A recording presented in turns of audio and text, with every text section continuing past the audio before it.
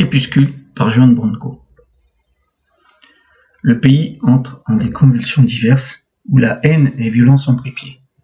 Cette enquête sur les ressorts intimes du pouvoir macroniste, écrite en octobre 2018, vient donner raison à ces haines et violences que l'on s'est tant plu à déconsidérer. Impubliable institutionnellement, elle est du fait des liens de corruption, de népotisme et d'endogamie que l'on s'apprête à exposer.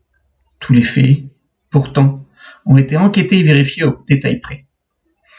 Ils exposent un scandale démocratique majeur, la captation du pouvoir par une petite minorité, qui s'est ensuite assurée d'en redistribuer l'usufruit auprès des siens, en un détournement qui explique l'explosion de violence à laquelle nous avons assisté. Qu'il explique car le scandale dont il est sujet n'a pas été dit ni révélé, nourrissant à force de compromissions successives une violence qui ne pouvait qu'éclater. En un pays où 90% de la presse est entre les mains de quelques milliardaires, l'exposition de la vérité est affaire complexe. Et la capacité à dire et se saisir du réel ne cesse pour les dirigeants et les élites tout autant que pour le peuple de se dégrader.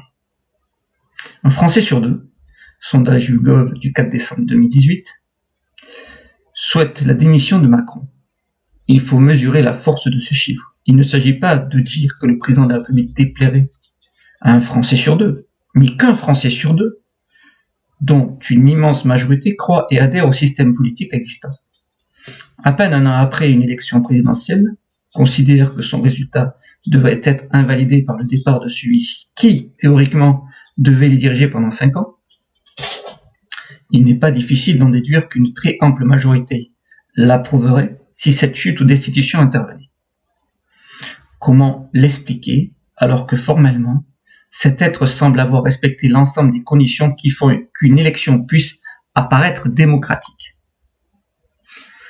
Tout simplement en montrant que cet être n'a respecté que formellement notre système démocratique, et l'a au contraire effondré, et que l'illégitimité ressentie par une majorité de nos concitoyens correspond à une réalité.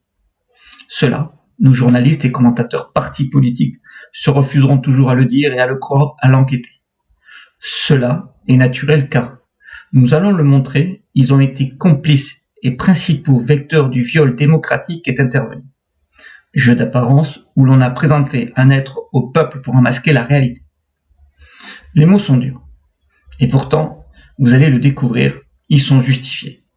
Celui que nous nous apprêtons à abattre symboliquement a pris le pouvoir, littéralement, aux dépens des principes démocratiques et républicains auxquels nous adhérons, et par lesquels nous demandons son départ ou sa destitution. Il n'y a nulle sédition dans l'appel au départ d'Emmanuel Macron, car c'est lui et les intérêts qui l'ont formé qui, pour prendre le pouvoir, se sont comportés en séditieux. Mesurons l'importance de ces mots, qui nous départent d'un quelconque désaccord politique. C'est le sens même de notre confrontation à cet être, l'idée même que nous appartiendrions à un même ensemble qui s'en trouve affecté. Nous sommes en situation d'exceptionnalité.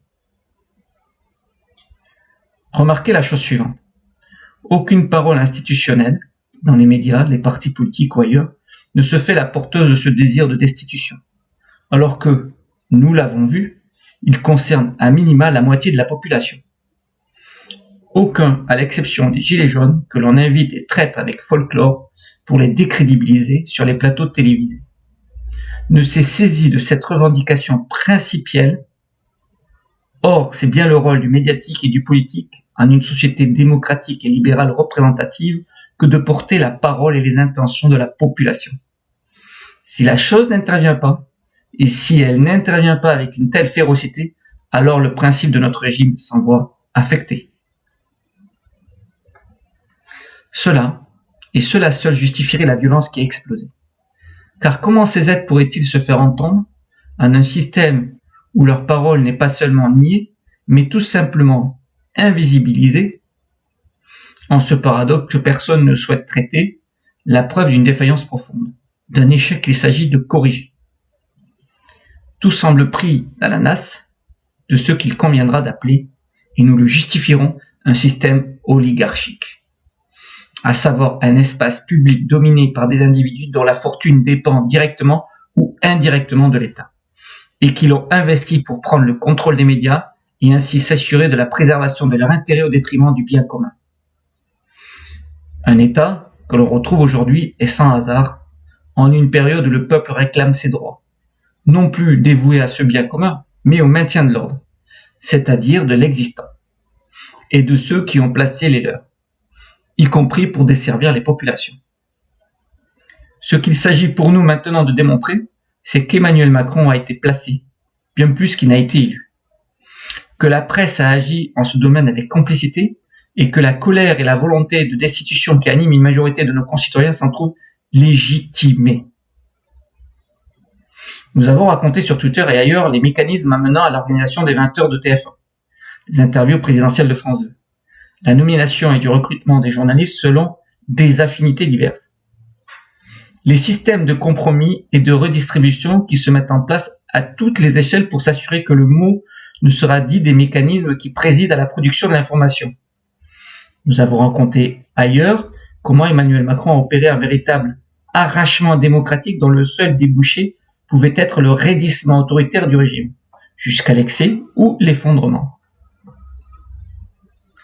Ce que nous nous apprêtons à révéler ici, c'est la factualité qui a permis la mise en place de ce pouvoir, la façon dont, par exemple, Édouard Philippe, sorti de nulle part, a accédé au poste de Premier ministre après s'être piteusement perdu entre des missions de lobbying pour une grande entreprise nucléaire et apparatchiquisme divers auprès de Les Républicains.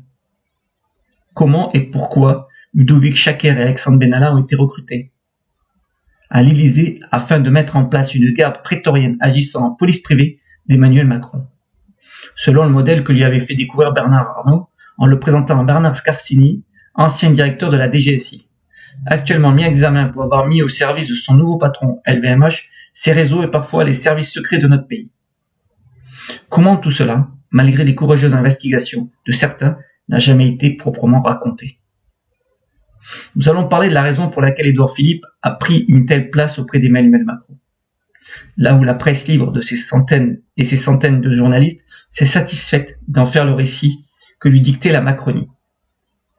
Ce que nous allons démontrer ici, c'est que, sur cette affaire comme en des centaines d'autres, un récit démocratique n'a pas été fait, que sur des événements aussi importants de la nomination d'un chef de gouvernement, la France a été tenue aveuglée, et que le problème démocratique que cela suscite est ontologique.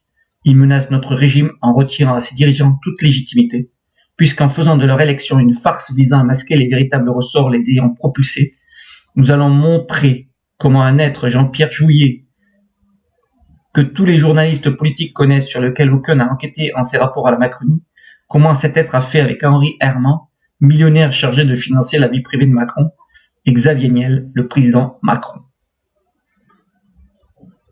Ce qui sera ici démontré, c'est que le système mis en place par ces êtres a suffi à court-circuiter l'ensemble des garde-fous de notre démocratie et permis l'établissement d'un pouvoir dont la légitimité est à juste titre contestée, où l'entre-soi et le conflit d'intérêts ont été érigés en normes et où les hommes de pouvoir ont été intronisés pour maintenir l'ordre plié. Ce qui va être démontré ici, c'est que ceux qui sont qualifiés par les petits soldats de l'ordre établi comme des violents, tous ces gilets jaunes qui ont été tant raillés, sont ceux qui, mieux que les autres, ont compris, parce qu'ils se tiennent loin des jeux d'influence qui pourrissent le petit Paris, parce qu'ils ne bénéficient pas, directement ou indirectement, des prébendes qu'offre l'État, à qui on accepte l'asservissement.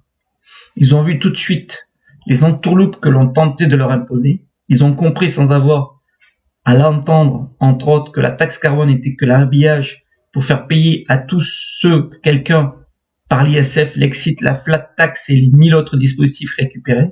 Cette liaison entre faits, cette discursivité, aucun membre de notre élite n'a cherché à la mettre en œuvre pendant cette période dans l'espace public. Ce sont eux qui étaient censés être illettrés qui l'ont exposé. Ce que le texte entend démontrer, c'est que ce sont ceux qui réclament le départ du président et non ceux qui le défendent au nom des institutions qui se sont mus en les défenseurs de notre République et la démocratie. Il y a eu, en France, à partir du 24 novembre 2018, un soulèvement violent. Cette violence, contrairement à celle que nous infligent au quotidien, ceux qui se compromettent avec le système a été toute sauf gratuite. Ciblée, pensée, exaspérée par des politiques qui accroissaient des inégalités déjà insupportables et détruisaient la société. Elle s'est attaquée aux biens et aux fonctions.